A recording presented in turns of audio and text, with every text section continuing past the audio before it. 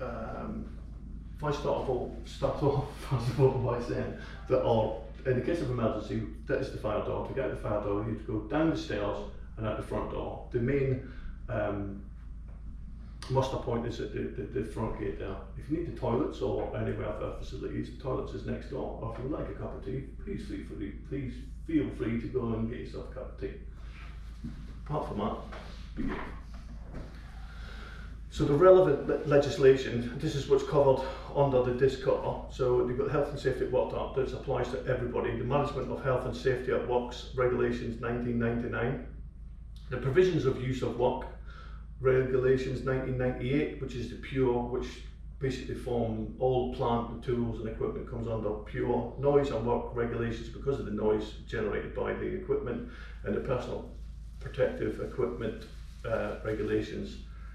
Obviously the PPE that we need to use whilst we're on it.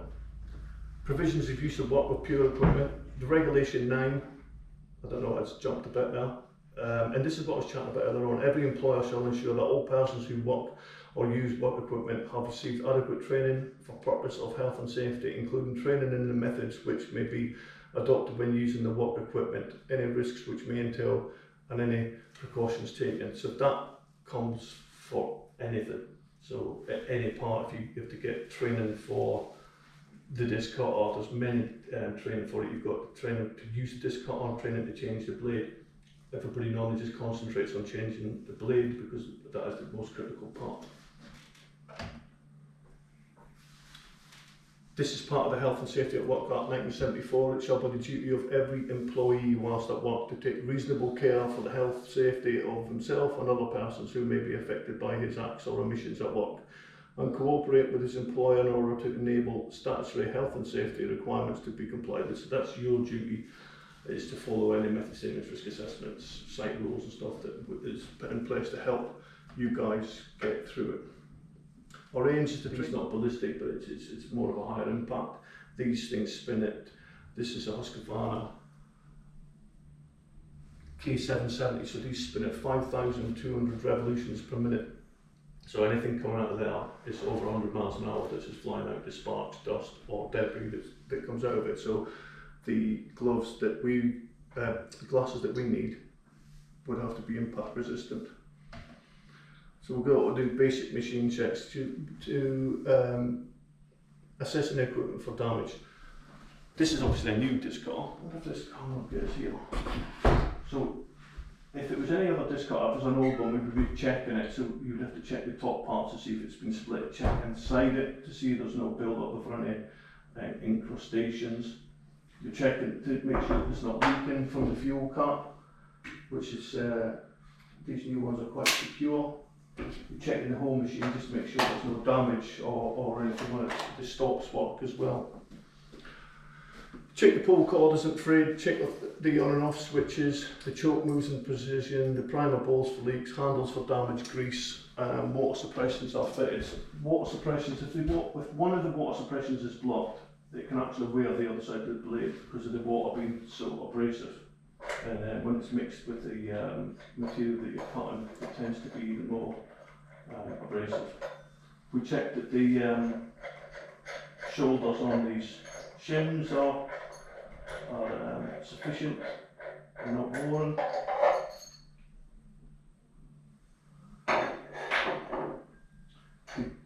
Because this is new, it's all been lubed up as it is, and it's got routine and washers. Now we've got the spark plug key, which doubles up as a device that you hold down to lock the blades in position and change it in the blade. There should be a hole in or something. Can you find the hole? Like 24 slides. Diamond tip and steel blades. Inspection of blades for that. So this is a new blade here. We've got to check the blades that are fit for the task. So all blades will have on it what it can cut and what it can be used on. So this can be used on a floor saw, bench saw or traditional DIS cutter. This is an S50, which is good for cutting concrete. Comes in its own packaging. it's a quite substantial blades. The blades have all the sizes on them, so the internal diameter hole here, which is the blade is 12 inch 300 mm, it will have a 22 mm internal hole to fit onto the disc cutter. Putting the disc cutter blades on, you're always going to go, it's got a direction on the blade, so, and then you've got a direction on the saw. This it can, the paper can be sent to the outside.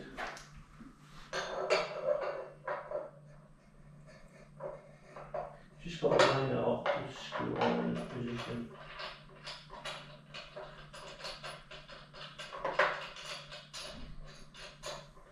And tighten the blade up. And then you can hold on to the blade and just tighten it so it's tight. It doesn't need to be over tightened because it will increase the blade. I just noticed there's a tracker on this one. So that's the blade fitted as it's correct. It spins around nice and freely. There's nothing in it there's no cracks or chips or anything in the blade. Take the blade off so we can look at the blade a bit more. Ask you a question. Yeah. Why would you need a spanner to go through and lock the blade in place, and then you haven't got a spanner to undo the? I do not ask questions. If the blade is on tightly, you would need a spanner. It actually comes with another pin, so there should be another pin that goes in there, which is just a steel bar. Yeah. And then you could use a spanner. Pull it out quickly and undo. Yes. But the blade, yes, you're quite right, Mr. Don. I know where you're coming from. I did say to Patrick about it, but these new ones only come with these. I just don't agree that it doubles up as the locking device, because it wouldn't do anything with it. No, it comes with the spanner that long it is, yeah. But they normally have the pin normally manages to sit on it, but that's only a position for this. Some of the, if you get a still disc cutter TS410 or something, some of them have locking buttons in the back, which you can press so you don't have to do it. I'm going to edit you right out. So with these blades here, we've had issues with these blades before, so we've just got to make sure that this is the correct blade, so there is no chips or dents or damage. This bit of paper is called a blotter, and that provides you with all the information on it as well. It says it can be used with or without water. It's not to be cut and used as an angle grinder, which sometimes you see. You've got to use a dust mask. We recommend that you guys use a FFP3 mask. Suitable gloves, impact goggles and hearing protection. Even not. Poor report coming. Fitting the blade, so I'll just fit the blade out. But this is normally the tools that should be in place. This is for still, so you've got the lock and blade holder, which is on the back of this one, which is here, which the screwdriver does not go into. You've got the spark plug key, which is there, and the locking pin supply to use the lock the blade in place. You're going to remove the retaining bolt, remove the faceplate, fit the blade to the shaft, ensure the locating lugs on the faceplate are correctly aligned when refitting. Insert the bolt, do not over tighten, attach the water suppression on it. So these have got a different water suppression. Oh no, it's just a standard water suppression part. So and that's how you would fit the blade onto it, which you will see shortly being. So when you're about to do the work, you've got to do a work area assessment. So basically the work area assessment is like a dynamic risk assessment that you're going to do there and then. You're going to remove all the flammable items that's there, if there's any paper towels or anything that can catch fire by the immediate spark from it. We recommend that you put in a 3 metre exclusion zone around all the hot box, store the fuel in the cost container, display signage highlighting work activities, and clamp the material if possible. You also get, Husqvarna has a trolley for these, so where we see a lot of people bending down and using them, I don't know why, because you just fit on a little trolley and you run the trolley back and forth and the triggers control the gear. Such a good technology to put hand on the forward handle, Place your right foot on the rear of the equipment. Pull the cord until it starts. Pull the trigger to release the lock and lever. Adjust the choke. A lot of these, this is a left-handed disc car. You actually get them where this part of the handle is around this side for somebody who's right-handed, and then you can put your foot on either side of it when you start it. But drop starting it, it gives it the option to come back up and hit you in the face, which is not good. Using the saw. Saws are designed to be used right-handed. It's not true, you get left-handed and right-handed saws. Ensure work area is firm and level. Pump the water suppression tank. In our case, we have got the new water tanks which connect to it. So we've got the battery-operated ones, and you've got you've got the new one. Did I give it to you, Dean? No. Got it. It's the machine basic checks, cutting blade, safety checks, fitting the blade, work area assessment, starting the saw and using the saw. If I could get you up here, Dean, just to change the blade first and put it on, then we'll see how you get on. Yes, of course, no problem.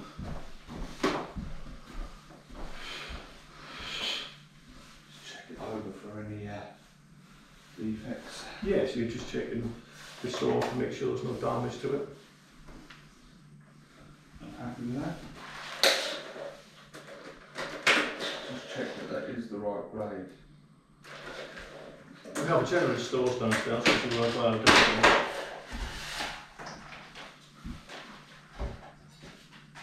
So you're checking the blade to make sure there's no dents or chips or anything. Yeah. Also checking the direction against the direction of the cutter. Place that on there.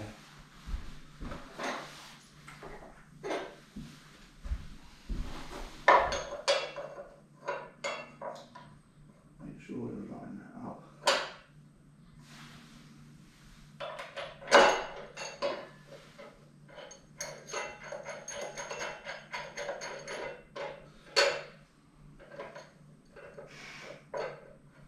You'd be surprised how much people put the blades on the wrong way around. And you think, when you look at the blade, you think it's not going to make a difference because it's symmetrical, but it does. They just can't cut properly.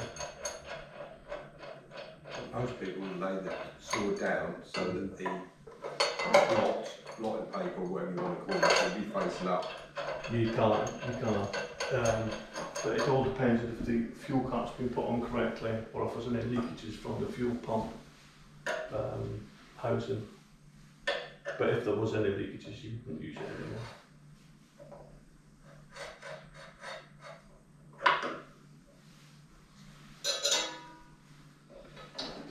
Is this your first time putting a blade on, Mr. Don? Yeah. You've just got to ensure that the second piece you put on there, actually, if you just stop there and this part can come around and it clips in. Apologies, I thought it was.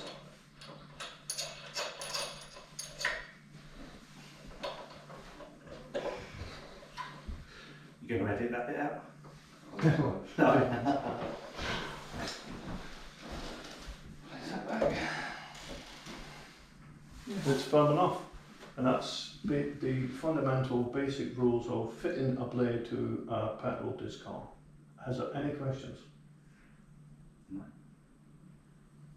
How do you know that you've done it tight enough? Is it just an There isn't experience thing?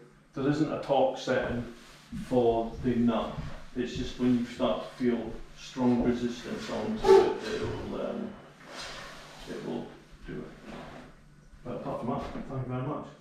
Oh no, battery low. I only needed 15 minutes, I've got 19, 17. By the time I edit some out, I can get down to 15. Well, in reality, you've been in here since 11:30. Yeah. Job and not for you guys. And fancy the only person you asked completely ballsed it up. What was I saying? Dean, you've done your stuff. You've done all the hard work. You're at the top. I agree with Paul. I would normally lay it down, but I thought you didn't, so I thought, well, perhaps I shouldn't. It should. That isn't what the foot is for. It's laid in position. I used to have a different one I've done for